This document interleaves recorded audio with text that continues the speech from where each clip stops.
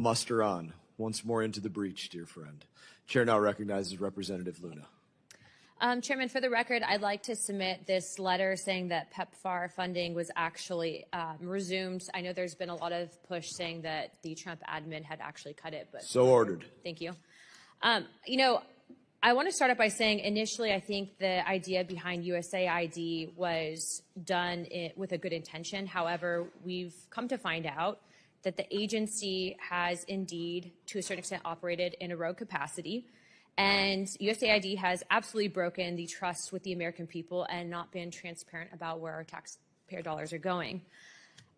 There's an individual by the name of Mike Benz. He actually served over at the State Department for a while, and he's been going on to expose a lot of what USAID has been doing, which, being a member of oversight and being on this committee, I wanted to verify and see if he was telling the truth, which, much to my disappointment, he was.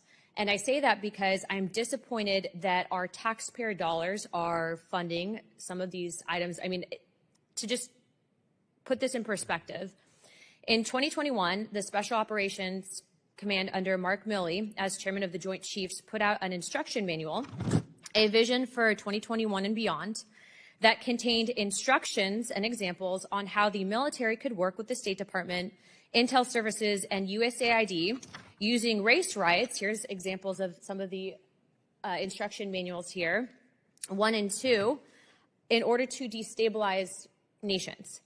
In addition to that, they advocated for setting up job fairs near some of these riots so that disaffected workers could gain employment. Now, as a member of Congress, I ask myself, did anyone in USAID get elected to Congress? How about to a presidency?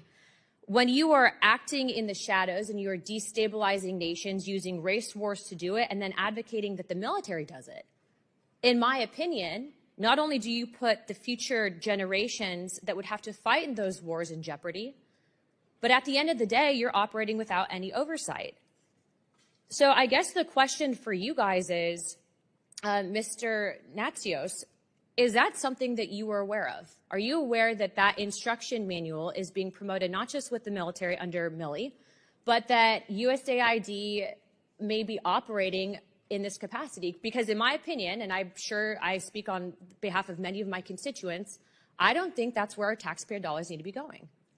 Well, I completely agree with you. Personally, I doubt very much that what you've been told is accurate. But let me just I'm telling you right now, I brought the receipts, okay? And the reason, I'm not trying to argue with you, but I find this disturbing on so many capacities. And I would like to also just, if I can, sir, Mike Benz, what he's exposing and bringing receipts, I've confirmed it. Thank you for doing that on behalf of the American people, because I understand that when you take on the intelligence agencies, we're also now finding that apparently in this manual that they're also advocating for social media campaigns, illuminating controversy to a global audience. I mean, using disinformation campaigns.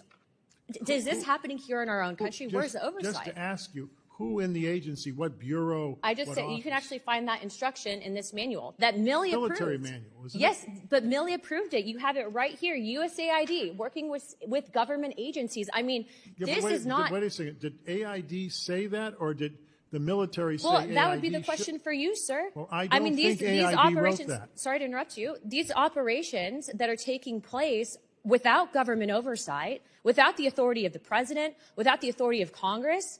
Real men and women serve and they die because of stuff like this. When you destabilize nations without any oversight, we have to fight those wars. You have our chairman right here that literally risked his life. No, I'm sorry to interrupt you. I'm frustrated. I know it's not necessarily your fault. But I'm telling you, but as nonsense. a head of agency, that's not. I'm telling what Ben's told you is nonsense. That's not nonsense. These are the information and forms. And Ben's put this out to the American people. AID did not write that, Sir, I disagree with you on so many levels, and I appreciate you being here today. How do you know they this wrote? Is not easy.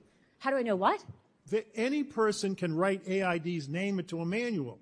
It goes on all Sir, the time. they are advocating that the U.S. military Not work the- with and not taxpayer-funded AID. State Department USAID funds to destabilize nations. That is Someone in unacceptable. special- I don't care who wrote it. USAID needs to come down and condemn it. They need to provide oversight to Congress on exactly where our tax dollars are going. And I know I might be at 17 seconds with our time, but sir, I hope that you agree. Can I, yes or no, do you agree that this is wrong? Period. I Should think this the be military happening? should be held accountable. I think it's And nonsense. should USAID condemn it? Nonsense to Should suggest that USAID AID condemn wrote it? that. Should they condemn it? The military should.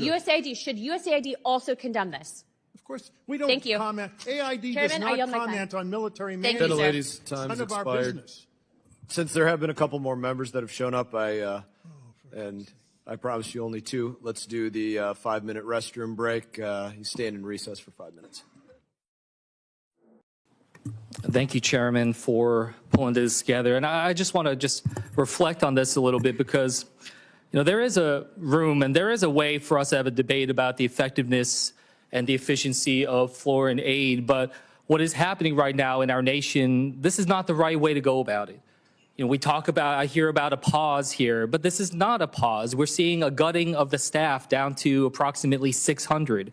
If it is a pause to look and reflect and see what is not working, what shouldn't be done, then let's pause on the gutting of the staff. Let's pause on the transfer of USAID under the State Department.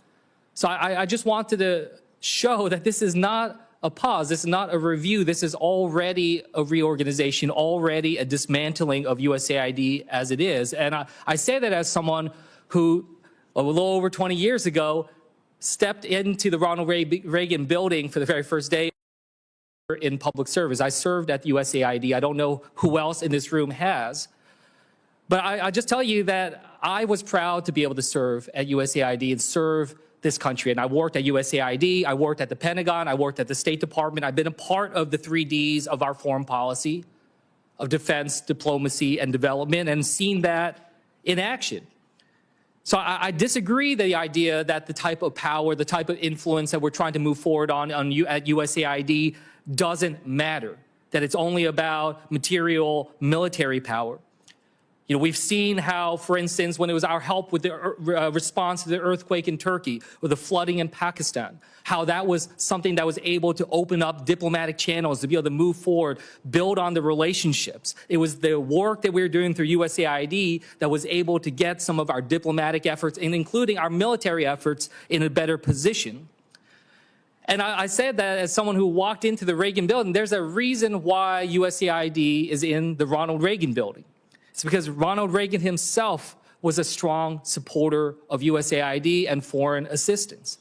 He said, quote, "The ultimate importance to the United States of our security and development assistance programs cannot be exaggerated."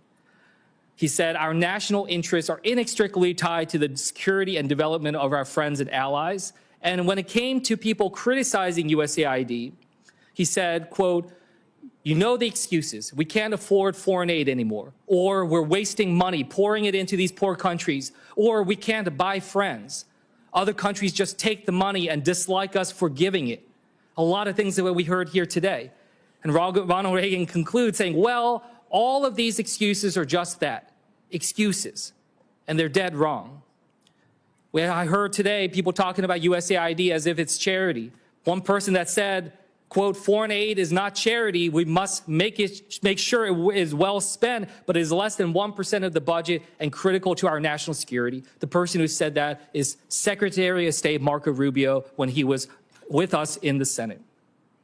He also went on to say that he urged President Biden to move forward and prioritize USAID funding because he said it, quote, "counter the Chinese Communist Party's expanding global influence."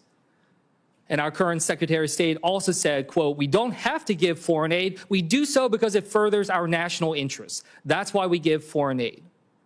So I just wanted to be able to frame that. And when I worked at USAID, I actually worked at USAID under the Bush administration. I worked under a Republican president. I worked under an administrator there who was appointed by a Republican president, Andrew Natsios, who was just recently asked, could you specifically respond to what Elon Musk's functionaries at the Department of Government Efficiency have done in terms of actually shutting down USAID? And Andrew Natsios said, quote, "It's illegal and it's outrageous. They have no right to abolish an agency, a statutory agency in the federal government. So I just wanted to raise this because what we're talking about here is efforts that are trying to end a long-standing bipartisan understanding about our strength as a global leader. And what we are also seeing, and this is something that just feels so personal, is just the demonization of public servants. We can have a debate about foreign aid, but we can do it without demonizing the people who have sworn an oath to this country. Many of them right now working in difficult and dangerous places. Some of them don't know how they're going to get back home right now because of how quickly all of this has been shut off. And what it really just shakes around the world